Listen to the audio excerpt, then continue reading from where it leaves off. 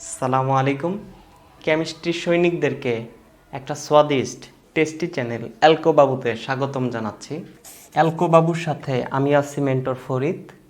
আমার ইসেতে অনেক তড়িৎ। 2019-এ আমি যখন গেছিলাম হিমছড়িত, সেখানে মাত্র 50 টাকার ডাব আমি 200 টাকা দিয়ে করেছিলাম খরিদ। আচ্ছা, বেশি কথা বাড়াচ্ছি না, কারণ এখন 12টা বেজে গেছে ঘড়িত। আমরা ক্লাस शुरू করে দিব। तो चलिए शुरू करते हैं। तो क्लास शुरू होने के पहले तुम जाओ, तुम्हारा उन दोस्त को बुलाओ जिन्होंने 2.5 साल से स्टडी करना छोड़ दी। उनको भी बुलाओ जिन्होंने आसमान पर छलांग लगाई, ज़मीन को नहीं छूता, उनको ज़मीन पर बुलाओ। फिर तुम एक साथ मिलजुल कर बैठो, तुम्हारा सीट बेल्ट को बांध लो, क्योंकि इंट्रो के बाद एक धमाकेदार क्लास शुरू होने वाला है। मिलता हूँ इंट्रो के बाद।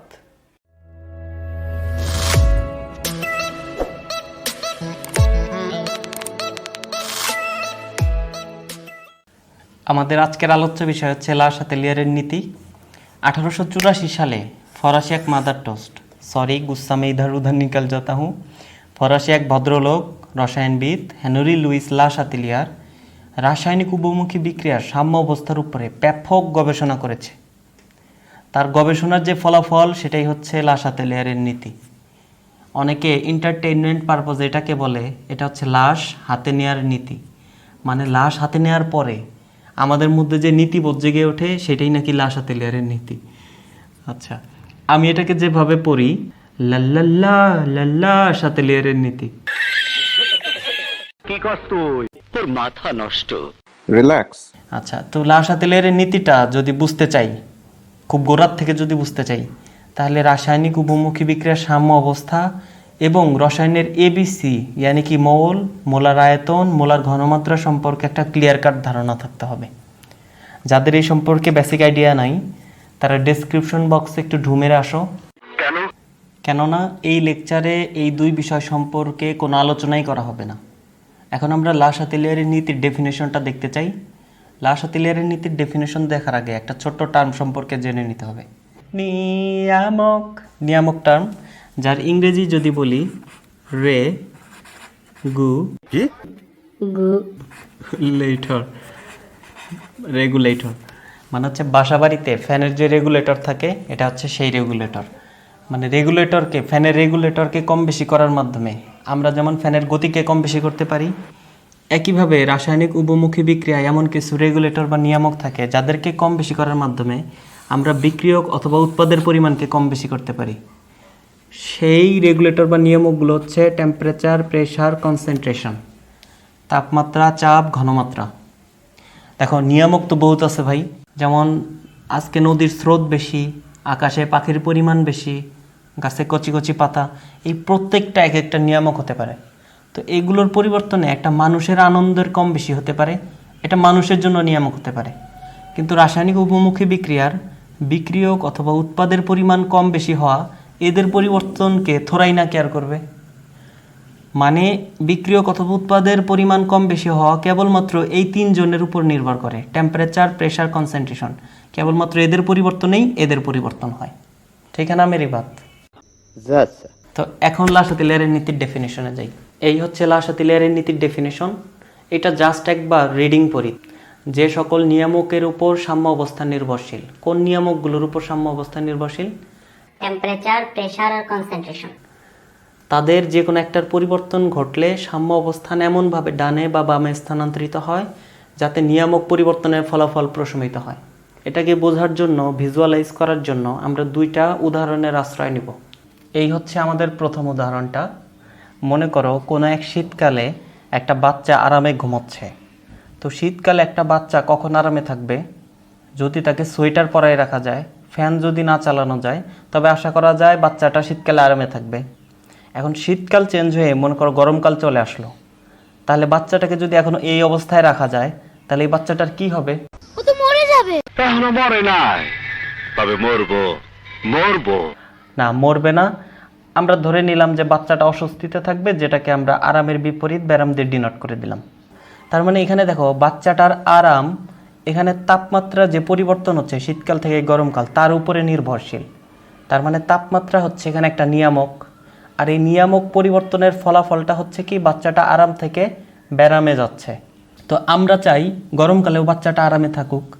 তাহলে গরমকালে বাচ্চাটা কখন আরামে থাকবে? যদি সোয়েটারের পরিবর্তে পাতলা জামা পরাই, ফ্যান না চালানোর পরিবর্তে ফ্যান চালাই, তাহলে আশা করা যায় গরমকালেও বাচ্চাটা আরামে থাকবে। তাহলে এই হচ্ছে আমাদের উদাহরণ। अरे कहना क्या चाहते हो? আসলে পুরো উদাহরণটাকে এক বাক্যে রিপ্রেজেন্ট করতে চাই।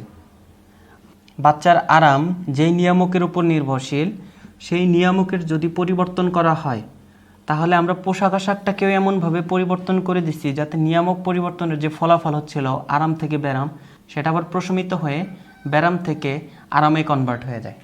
এই উদাহরণটাকে যদি এখন লাশ আতেলিয়ারের নীতির সাথে রিলেট করি, তবে আরামটাকে আমরা ধরে নিলাম সাম্য অবস্থা,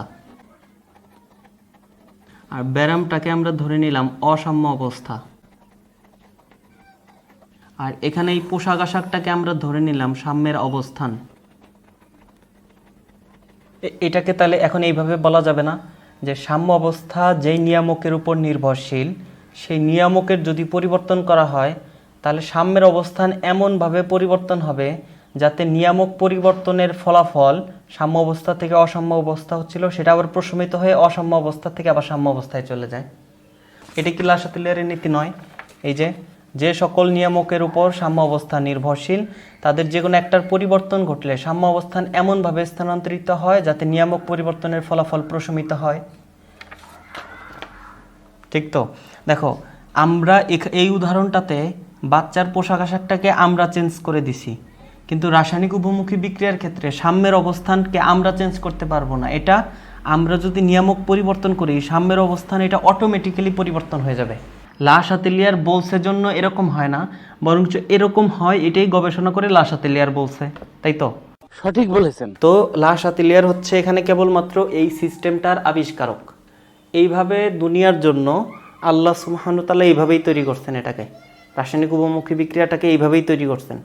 দেখো, ম্যাক্স প্লাঙ্কের ভাষ্যমতে আমরা যদি একটা নির্দিষ্ট গণ্ডির বাইরে চলে যাই, তারপরে ফিজিক্স কেমিস্ট্রি ম্যাথের আর কোনো রুলসই দুনিয়ার মতো করে খাটবে না।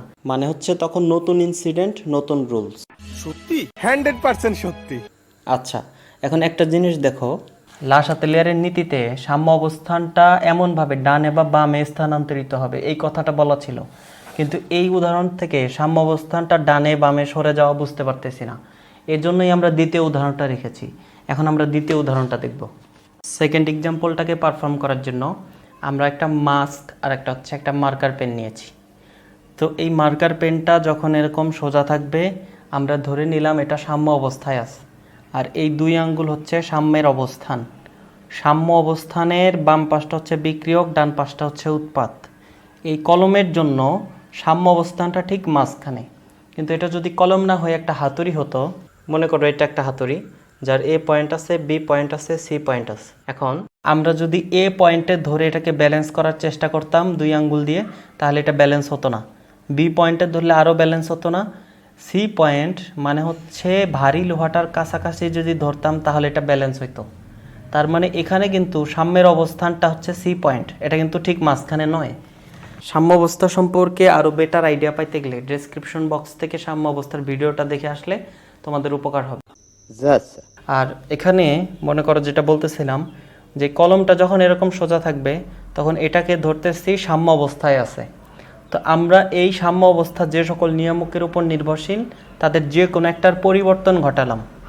তো পরিবর্তনের ফলাফলটা দেখি, এই হচ্ছে পরিবর্তনের ফলাফল।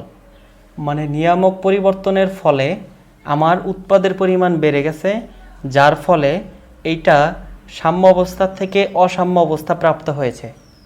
এখন আমরা সাম্যের অবস্থানটাকে এমনভাবে বামে অথবা ডানে সরাবো যাতে নিয়ামক পরিবর্তনের যে ফলাফলটা হলো সাম্য অবস্থা থেকে অসাম্য অবস্থা, সেটা যাতে প্রশমিত হয়ে আবার সাম্য অবস্থায় ফেরত যায়। তাহলে আমি যদি সাম্যের অবস্থানটাকে বামে নিয়ে যাই, তাহলে এটা কি প্রশমিত হবে না, আরও আনব্যালেন্স হয়ে যাবে। তো আমি যদি এটাকে ডানে নিয়ে যাইতাম তাহলে কিন্তু এটা ব্যালেন্স হয়ে যেত।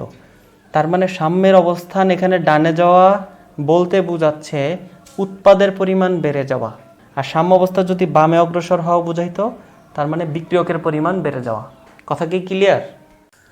দেখো, এখন আমরা একে একে এই তিনটা নিয়ামককে পরিবর্তন করব এবং নিয়ামক পরিবর্তনের ফলাফলকে প্রশমিত করার জন্য সাম্য অবস্থান কোন দিকে অগ্রসর হয় সেটা পর্যবেক্ষণ করব। তো সেই পর্যবেক্ষণটা অবশ্যই হবে অ্যাকর্ডিং টু লা শাতেলিয়ার। তাহলে লা শাতেলিয়ারের নীতিটাকে আরেকবার একটু রিমাইন্ড দেওয়া যাক। লা শাতেলিয়ারের নীতিতে বলা ছিল যে আমরা যদি কোনো একটা নিয়ামকের পরিবর্তন ঘটাই তখন সাম্য অবস্থান এমনভাবে ডানে বামে সরে যায় যাতে নিয়ামক পরিবর্তনের ফলাফলটা প্রশমিত হয়। তো এখানে আমরা নিয়ামক পরিবর্তন ঘটানো হলে সাম্যের অবস্থানটা কোন দিকে সরে যায় সেটা বের করতে চাই। ম্যাথমেটিক্সের ঐকিক নিয়মে আমরা যখন কোনো কিছু বের করতে চাই তখন সেটাকে সবার ডানে রাখতে হয়। তাহলে এখানে আমরা সাম্য অবস্থানটা কোন দিকে সরে যায় সেটা বের করতে চাই। এই কথাটাকে সবার ডানে রেখে আমরা যদি লা শাতেলিয়ারের নীতিটাকে একটু রিঅ্যারেঞ্জ করি তাহলে দেখতে অনেকটা এরকম হবে। নিয়ামক পরিবর্তন করা হলে নিয়ামক পরিবর্তনের ফলাফলটা প্রশমিত করার চেষ্টা করব, তারপর খেয়াল করব সাম্য অবস্থান কোন দিকে যায়। অর্থাৎ সাম্য অবস্থান কোন দিকে যায় এই কথাটাকে আমরা সবার ডানে রেখে লা শাতেলিয়ারের নীতিটাকে সাজাইছি। লা শাতেলিয়ারের নীতির এই রিঅ্যারেঞ্জমেন্ট রূপ থেকেই আমরা সাম্য অবস্থার উপর তাপমাত্রার প্রভাব, চাপের প্রভাব এবং ঘনমাত্রার প্রভাব দেখব, যাদের প্রভাবে সাম্য অবস্থানটা কোন দিকে যায় সেটা বের করার চেষ্টা করব। আমাদের এখন আলোচ্য বিষয় হচ্ছে সাম্য অবস্থার উপর তাপমাত্রার প্রভাব। সাম্য অবস্থার উপর তাপমাত্রার দ্বিমুখী প্রভাব আছে। এক হচ্ছে সাম্যের অবস্থানের উপর তাপমাত্রার প্রভাব, আর দুই হচ্ছে সাম্য ধ্রুবকের তথা কেপিকেসির উপর তাপমাত্রার প্রভাব। আমরা যদি তাপমাত্রার পরিবর্তন ঘটাই তাহলে সাম্য ধ্রুবকের পরিবর্তন হয়, আর তাপমাত্রা যদি ফিক্সড রাখি তাহলে সাম্য ধ্রুবকও ফিক্সড। তো এই সাম্য ধ্রুবক তথা কেপিকেসি কী জিনিস এটা আমরা পরে আলোচনা করব। কেপিকেসি নিয়ে বিশদ আলোচনা হবে। তো ফিলহাল আমাদের মেইন আলোচনার বিষয়বস্তু হচ্ছে এই 1 নাম্বার পয়েন্টটা, অর্থাৎ সাম্যের অবস্থানের উপর তাপমাত্রার প্রভাব। মানে মনে করো একটা রাসায়নিক উপমুখী বিক্রিয়া, AB বিক্রিয়া করে CD তৈরি হচ্ছে এবং এটার রাসায়নিক সাম্য অবস্থায় উপনীত হয়ে আছে।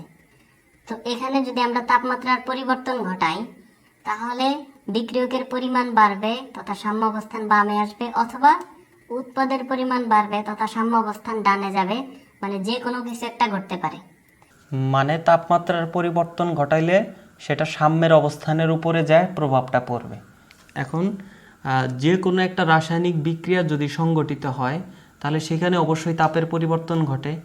অর্থাৎ বিক্রিয়ক থেকে যখন উৎপাদে পরিণত হয় তখন হয় তাপটা পরিবেশে ছড়ায় যায়, নতুবা পরিবেশ থেকে তাপ সে গ্রহণ করে উৎপাদে পরিণত হয়। মানে হয় পরিবেশে তাপ ছড়াবে মানে তাপ উৎপাদী হবে, নইলে বিক্রিয়াটা পরিবেশ থেকে তাপ গ্রহণ করবে মানে তাপহারী হবে। আমাদের দৈনন্দিন জীবন থেকে তাপ উৎপাদী বিক্রিয়া একটা উদাহরণ দেই। মনে করো তুমি হাতে ডিটারজেন্ট পাউডার অল্প একটু পানি নিয়ে ঘষতেছ। Hello, police station. আবার পুলিশ কেন? আরে ভাই, আমি তো ডিটারজেন্ট ঘষার কথা বলতেছিলাম। প্রমাণ দাও। এই লোক প্রমাণ চাই কেন? জানি না। দাও বেড়া, মুডটাই দিলি খারাপ করে। স্যার আপনি একটু বাইরে গিয়ে আবার ঢুকেন, আমরা আপনাকে দাঁড়ায় সম্মান করি। আরে আবার এইসবের কি দরকার ছিল? ঠিক আছে, তো যেটা বলতেছিলাম, মনে করো তুমি হাতে ডিটারজেন্ট পাউডার অল্প একটু পানি নিয়ে ঘষতেছ। তো এই বিক্রিয়া ঘটার ফলে তোমার হাত কিছুক্ষণের মধ্যে গরম হয়ে যাবে। মানে হচ্ছে তোমার হাত হচ্ছে এখানে পরিবেশ, তার মানে পরিবেশ গরম হয়ে যাচ্ছে, তার মানে এটা হচ্ছে তাপ উৎপাদী বিক্রিয়া। আবার মনে করো তুমি তোমার হাতে এক টুকরা বরফ ধরে আসো, তো এই বরফটা কিছুক্ষণের মধ্যে তোমার হাতের তাপ শুষে নেবে এবং শুষে নিয়ে বরফটা পানিতে পরিণত হবে, আর তোমার হাতটা ঠান্ডা হয়ে যাবে। মানে হচ্ছে এখানে পরিবেশ ঠান্ডা হয়ে যাচ্ছে, মানে এটা হচ্ছে একটা তাপহারী বিক্রিয়ার উদাহরণ। আমরা এখানে তাপ উৎপাদী বিক্রিয়া হিসেবে যে উদাহরণটা নিছি, 1 মোল নাইট্রোজেন গ্যাস 3 মোল হাইড্রোজেন গ্যাসের সাথে মিলে 2 মোল অ্যামোনিয়া গ্যাস তৈরি করতেছে এবং সাথে 92.4 কিলো জুল পার মোল তাপ উৎপন্ন হচ্ছে। আমরা যদি এই তাপটাকে উৎপাদের সাথে যোগ আকারে না লিখে আলাদাভাবে লিখতে চাই তখন আমরা ডেল এইচ দিয়ে ওই তাপটাকে মাইনাস আকারে লিখব। দেখো এখানে 92.4 কিলো জুল পার মোল বলতে কি বোঝায়, ডেল এইচই বা কি, ডেল এইচের মান নেগেটিভ বা পজিটিভ হওয়া বলতে কি বোঝায় সেটা নিয়ে এই লেকচারে আলোচনা করতেছি না। সেটা আমার সক্রিয়ণ শক্তির করা ভিডিওতে বিস্তারিতভাবে আলোচনা করা আছে, আমি ভিডিওর লিঙ্কটি ডেসক্রিপশন বক্সে দিয়ে দিচ্ছি। তো এখন এই তাপ উৎপাদী বিক্রিয়ার ক্ষেত্রে আমরা তাপমাত্রার পরিবর্তন করব, অর্থাৎ একবার তাপমাত্রা বাড়াবো একবার তাপমাত্রা কমাবো এবং খেয়াল করব সাম্যের অবস্থানটা কোন দিকে অগ্রসর হয়। প্রথম ক্ষেত্রে আমরা ধরে নিলাম আমরা তাপমাত্রা বাড়াবো। সেটা কিভাবে বাড়াবো? এই বিক্রিয়াটা যেই বদ্ধপাত্রে সংঘটিত হচ্ছে তার তলদেশে আমরা বুনসেন বার্নার দিয়ে তাপ দিব। তো বুনসেন বার্নার দিয়ে তাপ দিয়ে আমরা তাপমাত্রা বাড়াবো। এখন তাপমাত্রা বাড়ানোর ফলে বিক্রিয়াটা কোন দিকে অগ্রসর হবে সেটা আমরা কি করে জানবো? লাসাতেলের নীতি প্রয়োগ করে। তো লাসাতেলের নীতির রিঅ্যারেঞ্জমেন্ট ফর্মটা আমরা এখানে লিখেছি যে নিয়ামক পরিবর্তন করা হলে এখানে কোন নিয়ামকের পরিবর্তন করা হচ্ছে? তাপমাত্রা বাড়ানো হচ্ছে। কি করে? তাপ বাড়িয়ে। সেই নিয়ামক পরিবর্তনের ফলাফলটাকে প্রশমিত করব, অর্থাৎ তাপ বাড়াচ্ছি আমরা, তাহলে সেই তাপটাকে আমরা কমানোর চেষ্টা করব, তারপরে সাম্য অবস্থান কোন দিকে যায় সেটা বুঝে যাব। তাইলে এই বিক্রিয়াতে বিক্রিয়ক যদি উৎপাদে কনভার্ট হয়, মানে বিক্রিয়া যদি সামনের দিকে অগ্রসর হয়, তাহলে যেহেতু তাপ উৎপাদী বিক্রিয়া আমরা তাপ পাচ্ছি, এই পাশে আমরা তাপ দিচ্ছি, আমরা আরও তাপ যদি পাই তাহলে এটা কই প্রশমন হলো, মানে প্রশমিত হলো না ফলাফলটা। আমরা যদি উল্টা কাজ করি, অর্থাৎ উৎপাদটা যদি বিক্রিয়কে কনভার্ট হয়, তাহলে বিক্রিয়কের এখানে কোনো তাপ উৎপন্ন হচ্ছে কি? হচ্ছে না। মানে উৎপাদটা যখন বিক্রিয়কে কনভার্ট হবে তখন এই তাপ শক্তিকে ব্যবহার করেই সে বিক্রিয়কে কনভার্ট হবে। মানে এখানে তাপ শক্তি কিছুটা কমে যাচ্ছে, তার মানে এই যে এখানে তাপ বাড়তেছে এখানে তাপ কমে যাচ্ছে, তার মানে প্রশমিত হচ্ছে। তার মানে এই বিক্রিয়াটা তাপমাত্রা বাড়ালে বিক্রিয়া পশ্চাৎ দিকে অগ্রসর হবে, অর্থাৎ বিক্রিয়কের পরিমাণ বাড়বে। একইভাবে যদি আমরা তাপমাত্রা কমাই তাহলে এটা উল্টা প্রসেস হবে, অর্থাৎ উৎপাদের পরিমাণ তখন বাড়বে। এখন এটা তো আমরা তাপ উৎপাদী বিক্রিয়ার জন্য দেখলাম, এখন তাপহারী বিক্রিয়ার জন্য দেখি। আমরা এখানে একটা তাপহারী বিক্রিয়ার উদাহরণ নিছি, যেখানে বিক্রিয়ক হিসেবে আছে নাইট্রোজেন গ্যাস, অক্সিজেন গ্যাস, আর উৎপাদ হিসেবে আছে 2 মোল নাইট্রিক অক্সাইড। এবং এই বিক্রিয়া সংঘটিত হওয়ার ফলে প্রতি মোলের জন্য পরিবেশ থেকে 180.75 কিলোজুল তাপ হারায়া যায়। আমরা সেই তাপটাকে উৎপাদের সাথে বিয়োগ আকারে লিখছি। আমরা চাইলে এটাকে এইভাবেও লিখতে পারতাম যে ডেল এইচ আকারে যদি লিখতাম তাহলে এটা পজিটিভ হয়ে যেত, অর্থাৎ তাপের পরিবর্তন বা এনথালপির পরিবর্তন তাপহারী বিক্রিয়ার ক্ষেত্রে পজিটিভ, আর তাপ উৎপাদী বিক্রিয়ার ক্ষেত্রে সেটা হচ্ছে নেগেটিভ। এখন আমরা তাপহারী বিক্রিয়ার ক্ষেত্রে আমরা নিয়ামকের পরিবর্তন ঘটাবো। তো প্রথম ক্ষেত্রে আমরা তাপমাত্রা বাড়াবো। তাহলে তাপমাত্রা যদি বাড়াই তাহলে এই বিক্রিয়া কোন দিকে অগ্রসর হবে? তাহলে লাসাতেলের এই রিঅ্যারেঞ্জমেন্ট ফর্ম থেকে কি বলা আছে যে নিয়ামক যদি পরিবর্তন করা হয়, মানে তাপমাত্রা বাড়াচ্ছি মানে তাপ বাড়াচ্ছি, তাহলে নিয়ামক পরিবর্তনের ফলাফলটাকে প্রশমিত করব, তার মানে তাপ কমাবো, তারপরে বুঝে যাব সাম্যাবস্থা কোন দিকে যায়। তাহলে এই বিক্রিয়াটা যদি সামনের দিকে অগ্রসর হয় তাহলে কি হচ্ছে? তাপ কমে যাচ্ছে, তার মানে হ্যাঁ তাপটা প্রশমিত হয়ে যাচ্ছে। যেহেতু তাপ বাড়াচ্ছি, বিক্রিয়া সামনের দিকে গেলে তাপ কমে যাচ্ছে, তার মানে এটা বিক্রিয়া সামনের দিকে অগ্রসর হবে, অর্থাৎ উৎপাদ বাড়বে। আর যদি তাপমাত্রা কমাই তাহলে উল্টা, অর্থাৎ উৎপাদের পরিমাণ কমবে, বিক্রিয়কের পরিমাণ বাড়বে। আমরা যদি এখন তাপ উৎপাদী বিক্রিয়ার তাপহারী বিক্রিয়ার টোটাল ফলাফলটাকে সামেশন করি তাহলে যেটা দাঁড়াবে এই হচ্ছে তাপ উৎপাদী আর তাপহারীর টোটাল সামেশন। आपने सबसे पहले घबराना नहीं है। ঘাবড়ানোর কিছু নাই, আমি সহজে বুঝাই বলতেছি। তো প্রথমে এটা দেখো যে তাপ উৎপাদীর ক্ষেত্রে আমরা যখন তাপমাত্রা বাড়াই তখন বিক্রিয়াটা পশ্চাৎমুখী হয়, একটু আগে দেখে আসলাম। তো বিক্রিয়া পশ্চাৎমুখী হওয়ার যে মিনিং, সাম্য অবস্থা বামে অগ্রসর হওয়া অথবা সাম্য অবস্থান বামে সরে যাওয়া, বিক্রিয়কের পরিমাণ বাড়া অথবা উৎপাদের পরিমাণ কমা, সবগুলোর মিনিং একই, ঠিক আছে? এখন তাপমাত্রা বাড়ালে এটা পশ্চাৎমুখী হয়, আর তাপ উৎপাদের ক্ষেত্রে তাপমাত্রা কমালে সেটা সম্মুখমুখী হয়, অর্থাৎ উৎপাদের পরিমাণ বাড়ে। তো তাপ উৎপাদীর উল্টো হচ্ছে তাপহারী, তাহলে এই ক্ষেত্রে তাপমাত্রা বাড়ালে যদি এটা পশ্চাৎমুখী হয়, তাপহারীর ক্ষেত্রে তাপমাত্রা বাড়ালে সেটা সম্মুখমুখী হবে, এবং তাপ উৎপাদের ক্ষেত্রে তাপমাত্রা কমালে যদি সম্মুখমুখী হয়, তাপহারীর ক্ষেত্রে তাপমাত্রা কমালে সেটা পশ্চাৎমুখী হবে, ঠিক তো? দেখো এই জিনিসগুলোর ব্যাখ্যা তো তুমি জানোই, তোমাকে জানতেই হবে। অনেক সময় হয় কি আমরা ব্যাখ্যাটা ভুলে যাই, তো এই জিনিসটা মনে থাকলে এই মনে থাকা জিনিস থেকে আবার অনেক সময় আমরা ব্যাখ্যাটা খুঁজে বের করতে পারি। এর জন্য এটাকে মনে রাখাটাও জরুরি। আর তুমি এই চারটাকে কখনো একসাথে মনে রাখবা না, তাইলে তুমি পরীক্ষার হলে গিয়ে প্যাচ লাগাই দিবা। তুমি শুধু এই উপরের লাইনটা, তাপমাত্রা বাড়ালে বিক্রিয়া পশ্চাৎমুখী হয়, শুধু এই লাইনটাই মনে রাখবা। তুমি এইচএসসি পরীক্ষা দাও আর কলেজ পরীক্ষা দাও, তুমি প্রথমে গিয়েই তোমার পরীক্ষার খাতার রাফ পেপারটাতে, মানে রাফ যে করবা যে জায়গাটা, ওই জায়গায় যাই প্রথমে এই লাইনটা লিখে বসে থাকবা। কারণ অনেক সময় হয় এরকম যে পরীক্ষা দিতেছো, চিন্তা করতে করতে হঠাৎ আওলায় যায়, তুমি মানে আর বুঝতে পারতেছো না। তোমার লেখা থাকলে তাহলে তুমি ওইটা দেখে পরে একটা যদি খালি মনে থাকে তুমি বাকিগুলো বের করতে পারবা না। দেখো, তাপ উৎপাদনের ক্ষেত্রে তাপমাত্রা বাড়ালে বিক্রিয়া পশ্চাৎমুখী হয়, এটা তুমি জানো। তাহলে তাপমাত্রা কমালে কি হবে? সম্মুখমুখী হবে। তাপ হারির ক্ষেত্রে তাপ উৎপাদনের উল্টা হবে, অর্থাৎ তাপ উৎপাদনের ক্ষেত্রে তাপমাত্রা বাড়ালে যদি পশ্চাৎমুখী হয়, তাপ হারির ক্ষেত্রে বাড়ালে সেটা সম্মুখমুখী হবে। তাপ উৎপাদনের ক্ষেত্রে কমালে যদি সম্মুখমুখী হয়, তাপ হারির ক্ষেত্রে কমালে সেটা পশ্চাৎমুখী হবে। বের করে ফেলতে পারতেছো? ইজি হয়ে গেল তোমার জন্য। তো এখন আমরা সাম্য অবস্থার উপর চাপের প্রভাব দেখব। সাম্য অবস্থার উপর চাপের প্রভাবটা দেখার আগে একটা বিষয় সম্পর্কে আগে ক্লিয়ার হয়ে নিই। মনে করো 3টা পাত্র এ, বি, সি, প্রত্যেকেই 2 লিটারের পাত্র, অর্থাৎ সম আয়তনের পাত্র, এবং এ পাত্রে আছে 1 মোল গ্যাস, বি পাত্রে আছে 3 মোল গ্যাস এবং সি পাত্রে আছে 6 মোল গ্যাস। তাহলে এখন বলো এই 3 পাত্রের ভিতরে কোন পাত্রে গ্যাসের চাপের পরিমাণ সবচেয়ে বেশি হবে? অবশ্যই 6 মোলের পাত্রে, কারণ 1 মোল গ্যাস মানে হচ্ছে অ্যাভোগাড্রো সংখ্যক অণু, অর্থাৎ 6.023 × 10⁻23 অণু। তাহলে 3 মোলে এই 1 মোলে যে অণু আছে তার 3 গুণ বেশি আছে, 6 মোলে 1 মোলে যে অণু আছে তার 6 গুণ বেশি আছে। তার মানে যেখানে অণুর সংখ্যা বেশি হবে সেখানে পাত্রের গায়ে দেয়ালে ধাক্কার পরিমাণটা বেশি হবে। মনে করো এটা হচ্ছে একটা বিছানা, এখানে একজন শুয়ে আছে, ওই একই বিছানায় 3 জন শুয়ে আছে, ওই একই বিছানায় 6 জন শুয়ে আছে। তাহলে একজন যদি থাকে বিছানাটায় তাহলে সে তো হ্যাভি রিল্যাক্স, কিন্তু 3 জন থাকলে একটু চাপাচাপি বেশি হবে, 6 জন থাকলে এখানে চাপাচাপিটা আরও বেশি হবে। মানে মোদ্দা কথা হচ্ছে মোল সংখ্যা যত বেশি সেখানে চাপের পরিমাণ তত বেশি। মোদ্দা কথা হচ্ছে মোল সংখ্যা যত বেশি সেখানে চাপের পরিমাণটা তত বেশি। এখন আমরা হচ্ছে সাম্য অবস্থার উপর চাপের প্রভাব নিয়ে আলোচনা করব। তো এখানে আমরা 3টা এক্সাম্পল নিয়েছি। তো আমরা প্রথমে 1 নম্বর এক্সাম্পলটা নিয়ে আলোচনা করি।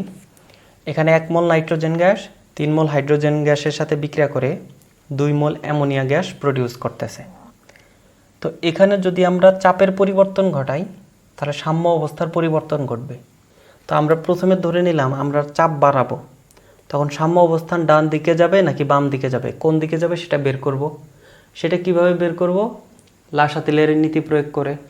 তো লা-শাতিলের নীতির যদি রিঅ্যারেঞ্জমেন্ট ফর্মটা আমরা দেখি, সেটা কি বলা আছে যে নিয়ামক পরিবর্তন করা হলে, এখানে কোন নিয়ামকটা পরিবর্তন করা হচ্ছে? চাপ বাড়ানো হচ্ছে। তাহলে নিয়ামক পরিবর্তনের ফলাফলটাকে প্রশমিত করতে হবে। চাপ যেহেতু বাড়াচ্ছি তাহলে চাপ কমাতে হবে। তাহলে এখন দেখো এই বিক্রিয়ার ক্ষেত্রে উৎপাদে আছে 2 মোল আর বিক্রিয়কে আছে এখানে 1 মোল আর 3 মোল, 4 মোল।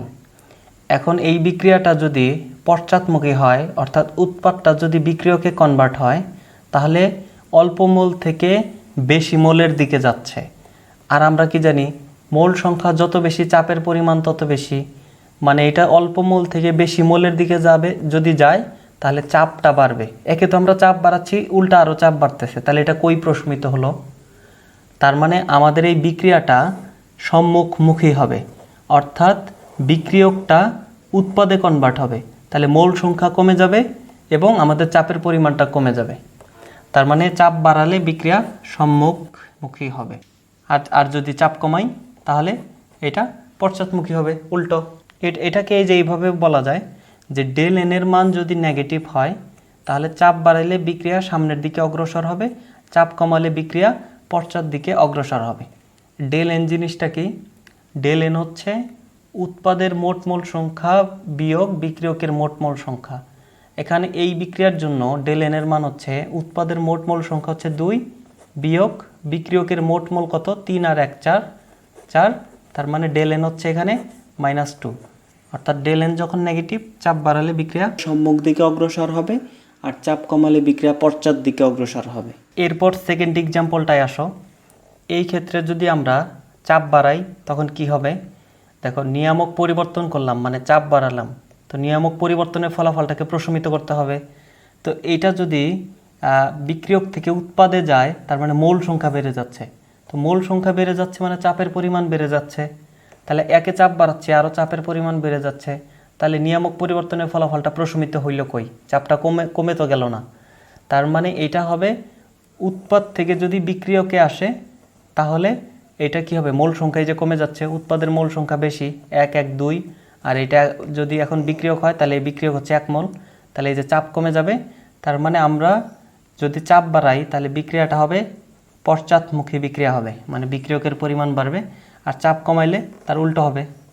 তো এটাকে এইভাবে বলা যায়, ডেল এন যদি গ্রেটার দ্যান 0 হয়, মানে হচ্ছে উৎপাদের মোট মোল সংখ্যা কত, এখানে 1 আর 1 2 মাইনাস 1 সমান 1, মানে ডেল এন যদি পজিটিভ হয় তাহলে তখন চাপ বাড়ালে কমালে এই সিচুয়েশনগুলো হবে। তৃতীয় উদাহরণের ক্ষেত্রে দেখো 1 মোল হাইড্রোজেন 1 মোল আয়োডিন থেকে 2 মোল হাইড্রোজেন আয়োডাইড তৈরি হচ্ছে।